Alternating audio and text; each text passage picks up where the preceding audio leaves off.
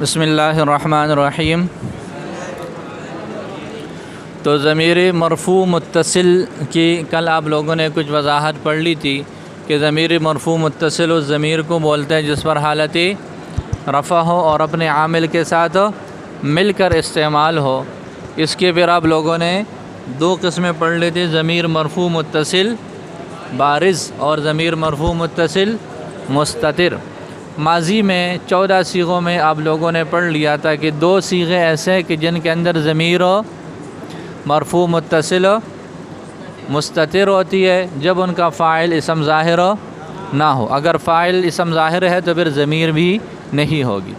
बाकी के जो 12 सीगे थे उनके बारे में पढ़ लिया था कि इनके अंदर जो ज़मीर होगी वो ज़मीर मरफ़ू मुत्तसिल बारिज़ शक्ल में होगी, पढ़ने लिखने दोनों में आएगी। माजी के बाद आज इंशाअल्लाह हम पढ़ेंगे मुज़ारे। मुज़ारे में ज़मीर मरफ़ू मुत्तसिल, मुज़ारे में ज़मीर मरफ़ू मुत्तसिल। तो जैसे माजी में ज़मीर मरफ़ू मुत्तसिल की दो शक्लें थी, मुस्ततिर और बारिज़, इसी तरह मुज़ारे में भी ज़मीर मरफ़ू मुत्तसिल की दो शक्लें होंगी, मुस्ततिर और बारिज़। हाँ जी, तो फ़िल मुज़ारे में ज़मीर मरफ़ू मुत्तसिल की तफसील। फ़िल मुज़ारे के 5 सीगों में, 14 सीगे हैं टोटल, तो 14 में से 5 सीगों में ज़मीर मरफ़ू मुत्तसिल मुस्ततिर है। फ़िल मुज़ारे के 14 सीगों में से 5 सीगों में ज़मीर मरफ़ू मुत्तसिल मुस्ततिर है। ठीक है, वो 5 सीगे कौन से हैं? यफ़अलु, अगर सर्व के हिसाब से पढ़ें, हाँ, यफ़अलु, तफ़अलु, तफ़अलु, अफ़अलु, नफ़अलु। यफ़अलु, तफ़अलु, तफ़अलु, अफ़अलु, नफ़अलु। बड़ा मारूफ़ है मुज़ारे की हम तक़सीम करते हैं 5 सीगों का ग्रुप, 7 सीगों का ग्रुप और 2 सीगों का ग्रुप। मुज़ारे में आप लोगों ने पढ़ा है कि मुज़ारे की गर्दान में कितने ग्रुप्स हैं? बोलो, 3 हैं, 5, 7 और 2 सीगों का ग्रुप। तो उसमें जो 5 सीगों का ग्रुप है, हाँ, यफ़अलु, तफ़अलु, तफ़अलु, अफ़अलु और नफ़अलु, उसमें जो ज़मीर मरफ़ू होगी वो किस शक्ल में होगी? वो मुस्ततिर शक्ल में होगी। तो क्या यहाँ पर आप कहेंगे कि फ़िल मुज़ारे के 5 सीगों में ज़मीर मरफ़ू मुत्तसिल मुस्ततिर होती है, जिनकी तफसील ये है। मुतकल्लिम से स्टार्ट करना है। सीगा वाहिद मुतकल्लिम जैसे अक्तुबु, सीगा वाहिद मुतकल्लिम जैसे अक्तुबु में अना ज़मीर। सीगा जमा मुतकल्लिम जैसे नक्तुबु में नहनु ज़मीर। ठीक हो जाएगा। इसके बाद सीगा वाहिद मुज़क्कर हाज़िर जैसे तक्तुबु, इसमें अंत ज़मीर, तक्तुबु में अंत ज़मीर। सीगा वाहिद मुज़क्कर गायब जैसे यक्तुबु में हुआ ज़मीर, और सीगा वाहिद मुअन्नस गायब जैसे तक्तुबु में हिया ज़मीर। तो ये 5 सीगे हैं। इन 5 सीगों के अंदर जो ज़मीरें हैं, देखो, वाहिद मुतकल्लिम में अना, जमा मुतकल्लिम में नहनु, वाहिद मुज़क्कर हाज़िर में अंता, वाहिद मुज़क्कर गायब में हुआ और वाहिद मुअन्नस गायब में हिया। ये ऐसी ज़मीरें हैं जो ना लिखने में आ रही हैं और ना ही पढ़ने में आ रही है। तो ये कौन सी ज़मीरें हो जाएंगी? ज़मीर मरफ़ू मुत्तसिल मुस्ततिर। ऐसी ज़मीर मरफ़ू मुत्तसिल जो ना लिखने में आए और ना पढ़ने में आए। तो मुज़ारे के 5 सीगों में ज़मीर मरफ़ू मुत्तसिल मुस्ततिर है। इनमें जो 3 सीगे हैं, सीगा वाहिद मुतकल्लिम, सीगा जमा मुतकल्लिम और सीगा वाहिद मुज़क्कर हाज़िर, इनमें हमेशा ज़मीर मुस्ततिर होगी। ज़मीर हमेशा होगी और मुस्ततिर होगी। जो 2 सीगे पढ़े हैं, वाहिद मुज़क्कर गायब वाला और वाहिद मुअन्नस गायब वाला, इसकी वही माजी वाली तरतीब है। अगर इनका फ़ाइल इसम ज़ाहिर हो, हाँ, तो इनके अंदर ज़मीर नहीं होगी, और अगर फ़ाइल इसम ज़ाहिर नहीं है फिर जो है जाकर इनके अंदर ज़मीर होगी। तो मुज़ारे के फिर बताएं शाबाश, मुज़ारे के 14 सीगों में 5 सीगों के अंदर ज़मीर कौन सी है? ضمیر مرفوع متصل مستتر ہے۔ کون کون سے صیغے ہیں؟ 5۔ صیغہ واحد متکلم، صیغہ جمع متکلم، صیغہ واحد مذکر حاضر، صیغہ واحد مذکر غائب اور صیغہ واحد مؤنث غائب۔ ان کے اندر ضمیر مستتر ہوگی۔ ان میں پھر 3 صیغوں میں ہمیشہ ضمیر ہوتی ہے، صیغہ واحد متکلم، جمع متکلم اور واحد مذکر حاضر۔ اور جو 2 صیغے ہیں اگر تو ان کا فاعل اسم ظاہر نہ ہو تو ضمیر ہوگی، اگر ان کا فاعل اسم ظاہر ہے تو پھر ان میں ضمیر نہیں ہوگی۔ یہ مضارع کے 5 صیغوں کی سمجھ آ گئی۔ 5 کے علاوہ کتنے بچتے ہیں؟ 9 صیغے بچتے ہیں۔ 9 صیغوں میں مضارع کے باقی 9 صیغوں میں ضمیر مرفوع متصل بارز ہوگی۔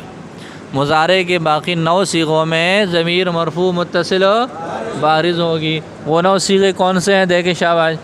صیغہ تثنیہ مذکر حاضر، صیغہ تثنیہ مذکر حاضر جیسے تکتبانی میں الف ضمیر، صیغہ جمع مذکر حاضر جیسے تکتبونہ میں واو ضمیر، صیغہ واحد مؤنث حاضر جیسے تکتبینہ میں یا ضمیر، صیغہ تثنیہ مؤنث حاضر جیسے تکتبانے میں الف ضمیر، صیغہ جمع مؤنث حاضر جیسے 2 مرتبہ لکھا گیا تو یہ حاضر ہو جائے گا، صیغہ جمع مؤنث حاضر جیسے تکتبنا میں نون مفتوحہ ضمیر، صیغہ تثنیہ مذکر غائب جیسے یکتبانے میں الف ضمیر، صیغہ جمع مذکر غائب جیسے یکتبونہ میں واو ضمیر، اور صیغہ تثنیہ مؤنث غائب جیسے تکتبانے میں الف ضمیر، اور صیغہ جمع مؤنث غائب جیسے یکتبنا میں نون مفتوح۔ صیغے ترتیب سے نہیں ہے، اس وجہ سے ذرا سمجھنے میں مشکل آ رہی ہے۔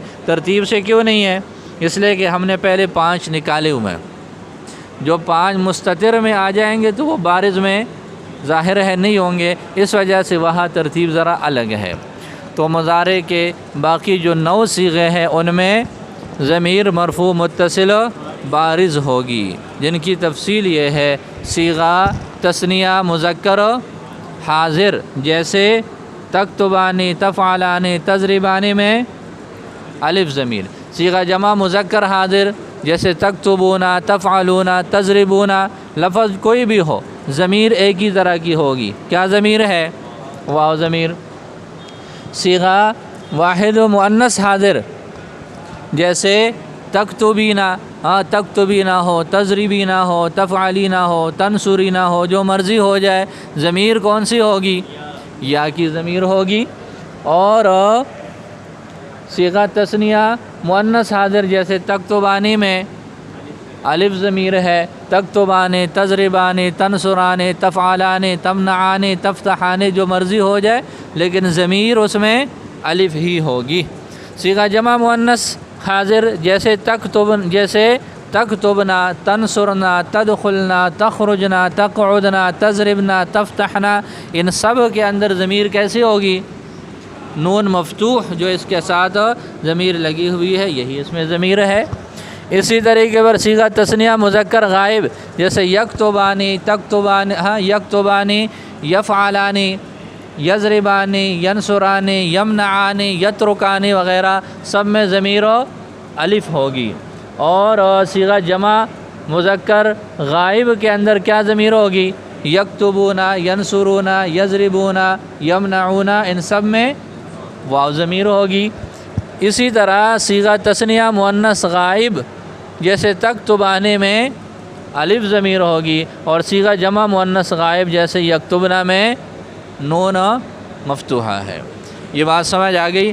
تو ماضی میں بھی آپ لوگوں نے ضمیر مرفوع کی تفصیل پڑھ لی، اور مضارع میں بھی آپ لوگوں نے ضمیر مرفوع کی تفصیل پڑھ لی۔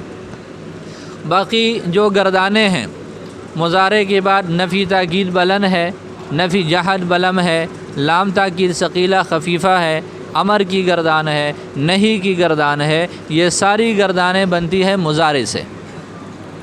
یہ جتنی گردانیں ہیں یہ ساری بنتی ہیں کس سے؟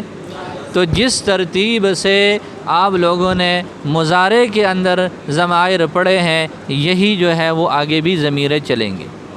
نفی تاکید بلند میں بھی یہی ضمیریں، نفی جہت بلم میں بھی یہی ضمیر ہے، لام تاکید نون تاکید ثقیلہ خفیفہ میں بھی یہی ضمیر ہے، اسی طریقے پر امر اور نہیں میں بھی یہی ضمیریں ہوں گی۔ یہ فائدہ سمجھ میں آ گیا؟ بولو۔ تو یہ فائدہ کے عنوان سے ہے کہ جو مضارع کے اندر ضمائر مرفوع متصلہ ہیں یہی آگے باقی ساری گردانوں کے اندر یہی ہوں گی، ایک بات۔ دوسری بات یہ ہے کہ یہ ضمیریں جتنی بھی ہیں یہ ان افعال کے لیے فاعل ہوں گی۔ پہلے فائدے کی سمجھ آ گئی؟ پہلا فائدہ کیا ہے کہ جیسے مضارع کے اندر یہ ضمیریں مضارع سے بننے والی تمام گردانوں کے اندر یہی ضمیریں ہوں گی۔ تمام گردانیں کون سی ہیں جو مضارع سے بنتی ہے؟ نفی تاکید بلند، نفی جہت بلم، لام تاکید ثقیلہ خفیفہ، امر نہیں، یہ ساری گردانیں مضارع سے بنتی ہیں۔ تو جو ضمیر جس صیغے کے اندر وہ مضارع میں ہے وہ ان صیغوں میں بھی یہی ضمیریں ہوں گی۔ دوسرا فائدہ، یہ جتنے بھی ضمیریں ہوں گی یہ ان افعال کے لیے فاعل ہوں گی۔ یہ ان افعال کے لیے، جیسے یضربو میں آپ لوگوں نے ہوا ضمیر نکالا، یکتبو میں ہوا ضمیر، تو یکتبو فعل، ہوا ضمیر اس کا فاعل۔ یکتبانے میں الف ضمیر، تو یکتبانے میں فعل ہے اور ضمیر الف اس کا فاعل ہے۔ یکتبونا فعل ہے، اس کے ساتھ فاعل اس کی ضمیر ہے واو ضمیر۔ ہاں، تکتبو صیغہ واحد مؤنث غائب والا، تکتبو فعل اس کے اندر ہیا ضمیر اس کا فاعل ہے۔ تکتبانی صیغہ تثنیہ مؤنث غائب والا، تکتبانی فعل فاعل ہے، اس کے اندر الف ضمیر اس کا فاعل ہوگا۔ یہ فعل اور فاعل مل کر جملہ فعلیہ بناتے ہیں۔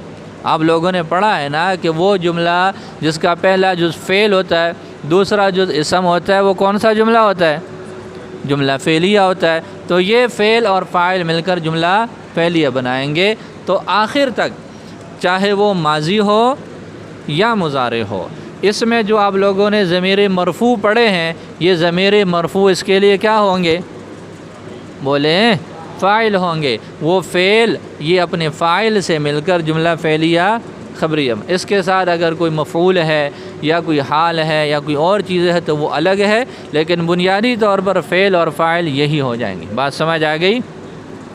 تو آج آپ لوگوں نے مضارع کے اندر ضمیر مرفوع متصل کے حوالے سے پڑھ لیا کہ مضارع میں بھی ضمیر مرفوع متصل کی دو شکلیں، مستتر اور بارز۔ 5 صیغوں میں ضمیر مرفوع متصل مستتر شکل میں اور باقی 9 صیغوں میں بارز شکل میں ہے۔ ایک تو یہ، دوسرا پہلا فائدہ یہ پڑھ لیا تھا کہ جس طرح یہ ضمیر مضارع میں مضارع سے بننے والی آگے تمام گردانیں ان میں اندر بھی اسی ترتیب سے ضمیریں ہوں گی۔ دوسرا فائدہ، یہ جتنے بھی ضمیر مرفوع کی شکل ہے یہ اس فعل کے لیے فاعل ہوتے ہیں، لہذا یہ فعل اپنے فاعل سے مل کر جملہ فعلیہ بناتے ہیں۔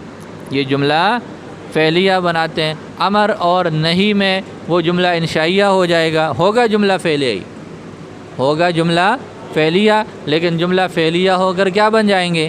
انشائیہ، اس لیے کہ وہ جملہ انشائیہ کی قسم ہے۔ جی پتہ چلا؟ تو ضمیر مرفوع متصل کی آپ لوگوں نے کچھ وضاحت پڑھی، اللہ تعالیٰ سمجھنا آسان فرمائے۔